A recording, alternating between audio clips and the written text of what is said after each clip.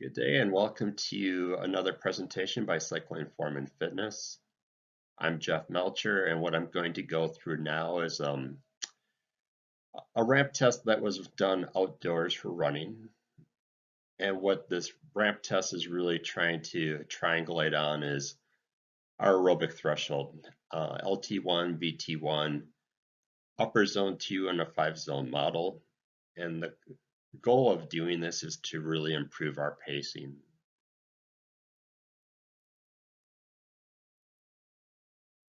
Pacing with the run power meter, and I've only been using Stride with my athletes, so that's what I'm referring to on this. And the texture is worth me just reading, and then we'll do a little bit more of the insights. Triathletes benefit by being able to correlate power, heart rate, and perceived exertion while running. Power is an external metric, and it correlates well with pace within a given athlete. So more power, faster running, until a point. You'll increase power, and at some point pace will start to drop off because you'll have poor form creeping in. So this is called wasted power. More specifically in Stride terminology, it's form power. Heart rate and perceived exertion are internal metrics. So they're not external, they're internal. They're how we're perceiving the effort and how the heart rate is having to increase relative to that effort. So really a good starting point is to sync these three key metrics, and we're going to do that based on this ramp test. So just a few things to kind of clear up some ideas on this concept. You know, it doesn't take a computer to give you a number for your perceived exertion. You're really just thinking about how the current intensity feels, or current power, if you have a power meter that you use for running. The next question is, does the current power and your current heart rate align with how you feel? And that can shift throughout a session. So realize that how you feel is influenced by fatigue. And early in a session, you're probably going to feel pretty good unless you're really tired. So you're going to hit power targets a little bit easier.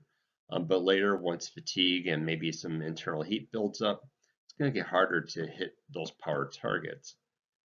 One concept I like to have you think about is your FTP. So again, that's not what we're testing here, but it's related. So think about FTP as being maybe 250 watts for running for a person. Well, that doesn't mean that 250 watt FTP is going to apply to hour number 2 or 3 of a 3-hour run. I mean, I think about it, you know, if heat is building up, say it's an 80-degree day, and maybe we didn't keep up with our hydration, that 250 power might work well for FTP for hour number 1. Hour number 2, it could be 240. Hour number 3, it could be 230. So just realize that's a concept worth remembering. Your FTP is not a one and done. It is a number that can drop off as fatigue increases and the body starts to not be able to put out the power at that same sort of effort. So anyways, let's get back to this. The test is really to help us at the first threshold, our aerobic threshold, to correlate these three metrics. So let's go through the test. So again, for aerobic threshold, I got some setup notes to start with. You want lap and current power displayed on the watch. Those are standard Stride numbers, and that should be on your watch already if you've been using Stride. And then you really want heart rate to be on a second screen so you can switch to it easily. For a Garmin watch, that's a very simple thing to do. Probably is simple enough for most other watches.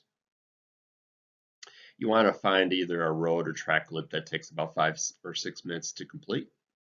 Might be 2 loops on your local quarter-mile track. You know, that'll vary by the person, but just so it's very repeatable start and stop. You got to start the test as very slow, easy jog for you, and that tends to be very low zone 2 power. That's where you just start moving from a walk to a jog. And then you want to hold that lap power at low zone 2, and you want to round to the nearest 5 watts. So say that's happening at 195 watts for you, great. If it's 198, you probably want to start the test at 200. Just try to get to the nearest 5 watts because you're going to increase each lap, each 5-minute effort by 5 watts. And that's going to be for your lap power. So say you start at 195, lap number 2 is going to be at 200. And when I say lap, I'm saying 5 minutes. So you're going to monitor your heart rate occasionally within each lap, making sure that you understand where it is relative to your upper zone 2 limit. And if you're using Coggin zones, they're primarily thought of as bike training zones. Your upper zone 2 limit, you probably can have 5 beats to that. If you're using freel running zones, it's good where it's at. If you're using 80-20 zones, upper zone 2 is good where it's at. It's just if you're using the Coggin 5-zone model, you can add 5 beats to the upper zone 2. Our running threshold, because it's a whole body exercise, ends up being a little bit higher. Same thing with our aerobic threshold. All right, so the test procedure, it's a little redundant, but let's go through it. You're going to warm up in zone 1, 2 for 15 minutes or so, and you want to finish on the test course start location. You're going to push the lap button at lap start. You're going to maintain that low zone 2 power and round to the nearest 5 watts, just to have nice round numbers. You're going to monitor your lap power throughout the lap, and you can fluctuate your current power as needed. Usually that's 3-second power or 10-second power. You can move that up or down just to maintain the lap power. So again, say you're trying to get 195 and you're currently at a lap power of 193. Well, you can adjust that. Your current power can go to 197 to pull that up, and you can sit there and fluctuate current power to hit your lap power for the 5-minute lap. So you want low variation, but you do need to change your output slightly to get the lap power target to be correct at the end of the 5-minute segment. So you get there, you push lap button at the end of that first lap, and now you're ready to start for your next, say, 5-minute-ish segment. You're going to increase your power by 5 watts for that next lap, and every lap thereafter, until you can no longer maintain zone 2 heart rate. So not too bad, right? 195 for the first 5-minute lap, 200 for the second. You got to use your numbers. These are just examples. 205 for the third lap. Now I'm watching heart rate. I know my target max is 140. So I'm watching my heart rate during that lap, and I'm seeing 130, 135, 138. At some point, it's going to hit 140 and not come down. So that's exactly what I did. This is the Training Peaks test data for me. I did this on a trail loop with some hills, and I was still able to hit the 5-watt average per lap, plus or minus a watt. So even on trail, you can get this done. The one key takeaway I have here is trail ends up being about 5% lower power than run for the equivalent. That's because the dirt is actually absorbing some of our foot strike. So you can take about 5% lower. So that just means I had to start this low zone 2 at about, for me, about 10 watts lower than I would if it was on the road. Not a big deal. My upper zone 2 heart rate is that 135 plus 5 beats using Coggin zones. So 140 is the one that I'm going. That's my upper zone 2 target. Yours will be different. And that was exceeded on lap 10. So really, I triangulated back to lap number 9 and called that my aerobic threshold for the trail. That power was 251.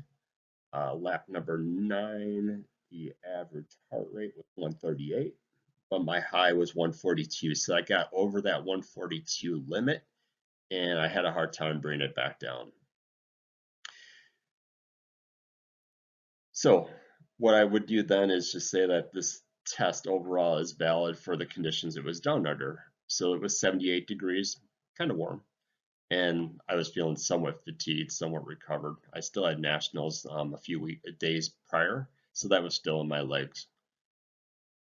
I did have a question or two when I was looking at this data. You know, I saw that I really didn't increase my pace on lap number 11, even though I went 5 watts higher. So that was pushing over my aerobic threshold just to make sure I did one more lap after that. I guess that was maybe 2 more laps after that. So the last lap, laps 10 and 11, I increased by 5 watts, but I didn't get any faster. So let's explain why that could happen.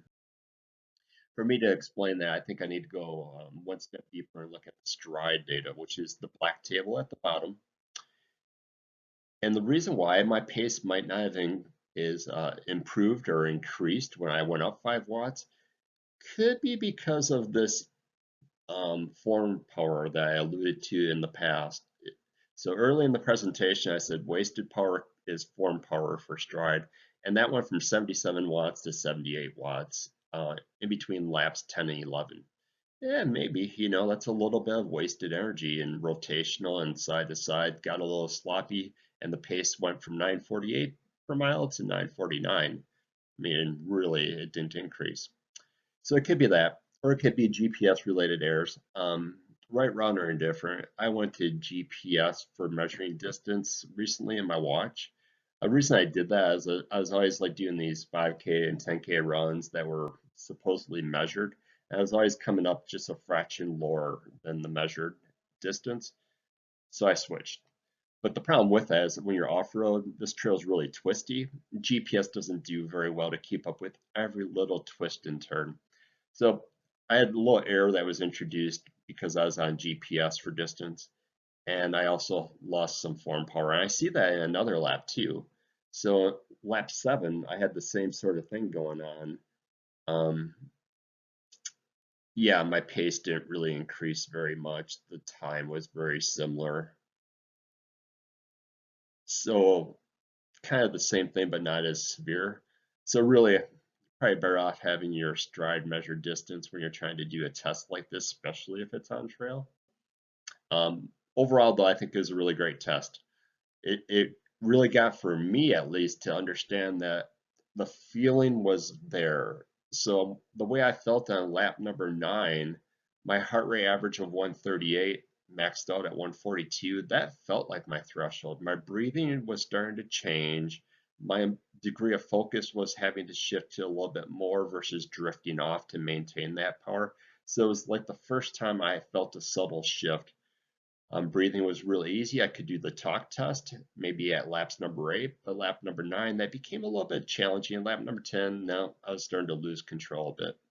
So again, threshold heart rate of 140, trail threshold power for the aerobic threshold, which is upper zone 2, was 251.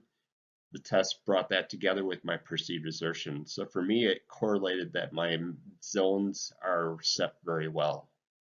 For you, you might get something kind of different, and it might be a good reason for us to go back and adjust your zones.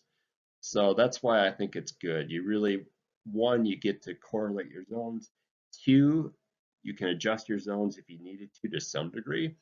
And then 3, if some of this data is not available on race day, it's less of a reason to freak out. You know how it feels. You know where your power correlates to how you feel and where that heart rate is. And so you could use just heart rate. You could use just power. Or if you really had to, because you forgot your watch at home, you could race just on feel. Some of the best pros in the world do that. So hopefully you found this interesting and informative. Hopefully you can do your own tests sometime soon.